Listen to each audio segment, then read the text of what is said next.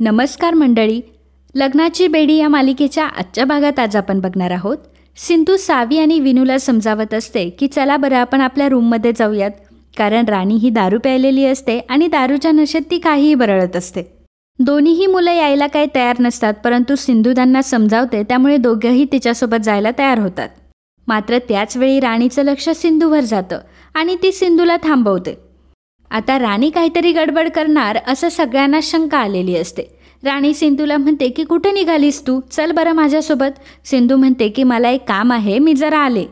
राणी काही सिंधूचं ऐकत नसते. ती सिंधूचा हात पकडते आणि तिला राघव जवळ घेऊन जाते. अन्वी सावी आणि विनूला म्हणते की आता इथे एक बोरिंग स्पीच सुरू होणार आहे, आपण एक काम करूया, आपण छान एखादी मूवी बघायला जाऊयात. आणि मग दोन्हीही मुलांना ती आतमध्ये मूवी बघण्यासाठी घेऊन जाते. तर राणीची अवस्था बघून घरातल्या सर्वांना खूप टेन्शन आलेलं असतं की आता राणी नक्की काय करणार आहे. राजश्री रत्नाकरला म्हणत देखील असते की मी एक काम करते, मी राणीला आतमध्ये घेऊन जाते. परंतु रत्नाकर म्हणतो की नाही, नको, वेळ भेटल्यानंतर मीच राघवला सांगतो आणि तो स्वतःहून राणीला तिथून घेऊन जाईल. खरं तर मित्रांनो, माहीत नाही रत्नाकरच्या या बोलण्यामध्ये काय लॉजिक आहे की राघव तिला घेऊन जाईल आणि तिला आता कोणी घेऊन जाऊ शकत नाहीये. खरं तर या मालिकेत फक्त अंत बघायचा असतो समोरच्याचा, आणि जेव्हा तमाशा होतो त्यानंतर ओरडत बसतात की असं कसं झालं. परंतु जेव्हा तमाशा चालू असतो तेव्हा हे लोक काहीच करत नाही. राजश्री म्हणत असते की अहो तोपर्यंत तर सगळ्या माणसांसमोर आपलं नाक कापलं जाईल.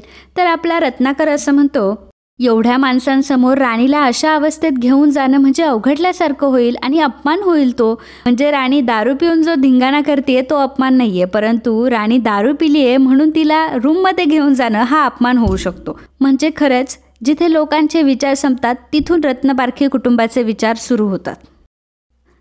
तर मित्रांनो, तुम्ही जर ह्या चॅनलवर नवीन असाल तर प्लीज चॅनलला लगेच सबस्क्राईब करा. आणि आजच्या व्हिडिओचं लाईक्सचं टार्गेट असणारे 200 लाईक्स, त्यामुळे हे टार्गेट पूर्ण करण्यासाठी आम्हाला मदत करा. धन्यवाद. तर आता राणी काहीही बरळत असते आणि ती सर्वांना सिंधूची ओळख करून देत असते की ही आहे डॉक्टर सिंधू, विनूची डॉक्टर. तर यांच्या उपचारामुळे माझा विनू बरा होणार आहे, स्वतःच्या पायावर चालायला लागणार आहे. आणि मग सगळ्यांना सिंधूसाठी ती टाळ्या वाजवायला लावते आणि आभारही मानते. सिंधू मात्र त्यावर काही रिॲक्ट होत नसते. राणी सर्वांना म्हणते की मला तुम्हाला अजून एक गोष्ट सांगायची. राघव राणीला थांबवण्याचा प्रयत्न करत असतो, परंतु राणी काही थांबत नसते. आणि मग राणी एका माणसाकडे इशारा करून बोलते की मगाशी तुम्हीच कुजबूज करत होतात ना की सिंधू राघवची बायको आहे. हो, सिंधू राघवची बायकोच आहे, तुम्ही अगदी बरोबर बोललात, परंतु सिंधू राघवची एक्स वाईफ आहे. पण आता राघवचं आणि माझं लग्न झालंय आणि तो माझा नवरा आहे. तर तिथे आलेली एक बाई म्हणते की आम्हाला हे माहिती आहे की सिंधू राघवची एक्स वाईफ आहे, तू आम्हाला काहीतरी वेगळं सांग. गेस्ट म्हणून येतात आणि घरामध्ये आग लावण्याचं काम करून निघून जातात. राणी म्हणते की हो, मी तुम्हाला सगळ्यांना आता सगळं काही सांगणार आहे. सिंधू राणीचा हात पकडत राणीला म्हणत असते की मिसेस रत्नपारखी, तुम्हाला आरामाची गरज आहे, तुम्ही आतमध्ये चला. राणी तिचा हात झटकते आणि म्हणते की तू या सगळ्यांपासून दूर राहा. मात्र राणीचं हे वागणं बघून सर्वांना खूपच टेन्शन येत असतं. त्यावेळी सिंधू अन्वीला इशारा करते, त्यामुळे अन्वी येते आणि राणीला ती रूममधून घेऊन जाण्याचा प्रयत्न करत असते, परंतु राणी काय आतमध्ये जायला तयार नसते. तन्वी तिला सांगत असते की अगं विनू तुला आतमध्ये आवाज देतोय. तर राणी म्हणते की नाही, आजचा दिवस फक्त माझा आणि माझ्या नवऱ्याचा आहे, बाकी मी कोणाचंच काही ऐकणार नाही. रुक्मिणी रागानेच ऋतुजा आणि ऋतुराजकडे बघत असते, त्यामुळे ऋतुजा आणि ऋतुराज सुद्धा म्हणत असतात की ह्या सगळ्या गोष्टीला तर आपणच जबाबदार. रुक्मिणी त्या दोघांनाही म्हणत असते की हे सगळं काही तुमच्यामुळे होते. मात्र यापुढे आता काय करायचं हे कोणालाच काही कळत नसतं. राघव राणीला समजावण्याचा प्रयत्न करत असतो, परंतु राणी काही समजून घेत नसते. राणी सिंधूला म्हणते की तू आता आमच्यासाठी 2 शब्द बोल. सिंधू सर्वांपुढे म्हणते की मिसेस रत्नपारखी, तुमचं आणि तुमच्या नवऱ्याचं मॅरिड लाईफ हे खरंच खूप आनंदात जाओ. तुम्ही अगदी मेड फॉर इच अदर असं कपल आहात आणि तुम्ही कायम सोबतच राहावं. तुमच्या दोघांसाठी मी नक्कीच बाप्पाकडे प्रार्थना करेन.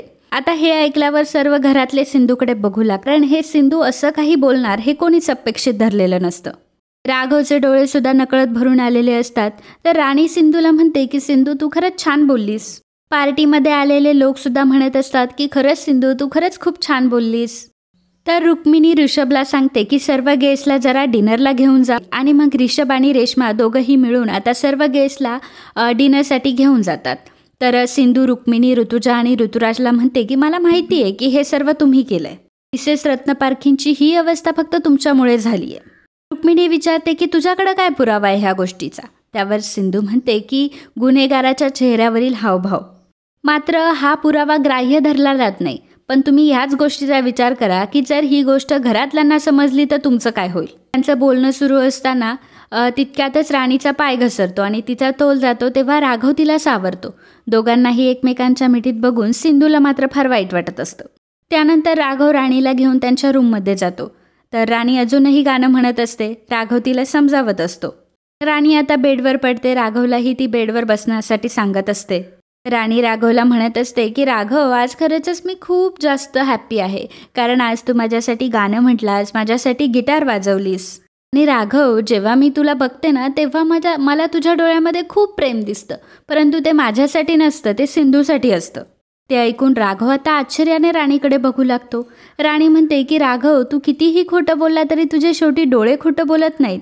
मला ही गोष्ट माहिती आहे की अजून तुझं सिंधूवरच प्रेम आहे. मात्र राघव त्या गोष्टीवर काहीही बोलत नाही. तो राणीला म्हणत असतो की चल बरं, आता खूप उशीर झालाय. राणी म्हणते की नाही, मला नाही झोपायचं, फक्त मला तुला एक शेवटचा प्रश्न विचारायचा आहे. राघव म्हणतो की ठीक आहे, विचार, काय विचारायचं आहे तुला. मधू त्याला म्हणते की समजा एखाद्या सिच्युएशनमध्ये तुला माझी आणि सिंधूची जर निवड करायची असेल तर तू कोणाची निवड करशील. मात्र या प्रश्नाचं राघव काहीही उत्तर देत नाही. तेव्हा राणी म्हणते की तू गप्प आहेस, याचा अर्थ तू नक्कीच सिंधूची निवड करशील. राघव म्हणतो की अगं पण मुळात अशी सिच्युएशन येईलच का. तेव्हा राणी म्हणते की लाईफ का क्या भरोसा. आणि मग त्यानंतर राघवच्या खांद्यावर डोकं ठेवून ती तशीच झोपी जाते. दुसरीकडे रुक्मिणी ऋतुजा आणि ऋतुराजवर ओरडत असते. ती त्यांना बोलत असते की तुम्हाला एक साधं काम दिलं होतं, त्यामध्ये फक्त तुम्हाला ड्रिंक होतं, त्या ड्रिंकमध्ये तुम्हाला दारू मिसळून ती सिंधूला द्यायची होती, मात्र ते सुद्धा तुम्हाला धड जमलं नाही. ऋतुराज म्हणतो की आता वहिनी, आमचं त्याच्यामध्ये काय चुकलंय, राणी मध्येच आली त्यामुळे आम्हालाही काही करता आलं नाही. रुक्मिणी म्हणते की जाऊ दे, जे झालं ते होऊन गेलं, परंतु आता ही गोष्ट घरात कोणालाही कळता कामा नये आणि राघवला तर मुळातच नाही. परंतु राघवने ही गोष्ट ऐकलेली असते आणि राघव आता रुक्मिणीला म्हणतो की काकू, तू अशी काही गोष्ट करशील असं मला कधीच वाटलं नव्हतं ग. यावर तर माझा अजूनही विश्वास बसत नाही. त्यानंतर रुक्मिणीला तो खूप सुनावतो. रुक्मिणी म्हणत असते की अरे राघव, जे काही केलं मी ते सगळं तुझ्यासाठी केलं ना. तेव्हा राघव म्हणतो की नाही, तू जे काही केलं ना तो फक्त तुझा इगो सॅटिस्फाय करण्यासाठी केलं, कारण तुला फक्त सिंधूला या घरातून बाहेर काढायचंय. आणि दारू प्यायल्यानंतर सिंधूने जे काही केलं असतं त्यामुळे तुला कारण भेटलं असतं सिंधूला घराबाहेर काढण्याचं. रुक्मिणी म्हणते की बरोबर आहे तुझं, म्हणूनच मी हे सगळं केलंय. आता रुक्मिणीच्या या वक्तव्यावर राघवला काय बोलावं तेच कळत नसतं. ऋतुजा म्हणत असते की खरं तर हा सर्व तमाशा त्या सिंधूमुळेच झालाय. जर ती परत पार्टीमध्ये आली नसती तर एवढं सगळं झालंच नसतं. मात्र त्यावर राघव काहीही बोलत नाही. राघवला हे समजलेलं असतं की सिंधू सावीला घेऊन कुठेतरी निघून गेली आहे. त्यामुळे राघव आता काळजीत पडतो आणि लगेचच तो सिंधूच्या पाठोपाठ जातो. सिंधू आता सावीला घेऊन मंगेश ज्या हॉटेलमध्ये राहत असतो तिथे आलेली असते. घडलेला प्रकार आठवून सिंधू रडत असते. तेव्हा मंगेश तिला विचारतो की काय झालं. तेव्हा घडलेला सगळा प्रकार सिंधू त्याला सांगू लागते. मंगेश तिला धीर देत असतो आणि तिचा हात त्याने हातामध्ये घेतलेला असतो. पण मला असा प्रश्न पडला, पण राघवला कसं काय माहिती की सिंधू त्याच हॉटेलमध्ये गेली आहे. आणि सिंधूने इतक्या वेळ मंगेशला जे काही सांगितलं त्यावेळी मंगेशने बरा सिंधूचा हात पकडला नाही, परंतु जेव्हा राघव येतो त्याचवेळी सिंधूचा त्याने हात पकडला. आणि त्याचवेळी राघवला बघून घ्यायचं होतं की मंगेश आणि सिंधूमध्ये काहीतरी जवळीक वाढते. चला, हे तर होणारच होतं. तर मित्रांनो, आजचा हा भाग इथेच संपतो. पुढील भागात आपल्याला बघायला मिळणार आहे.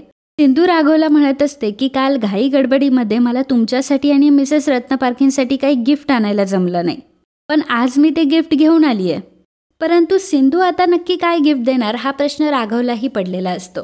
तर आता सिंधू राघवला काय गिफ्ट देणार हे आपल्याला पुढील भागातच कळेल. त्यामुळे पुढचा एपिसोड तुम्हाला बघावा लागेल आणि तेही आपल्या चॅनलवर. त्यामुळे लगेचच आपल्या चॅनलला सबस्क्राईब करा आणि व्हिडिओ जर आवडला असेल तर व्हिडिओला लाईक आणि कमेंट करायला अजिबात विसरू नका. धन्यवाद.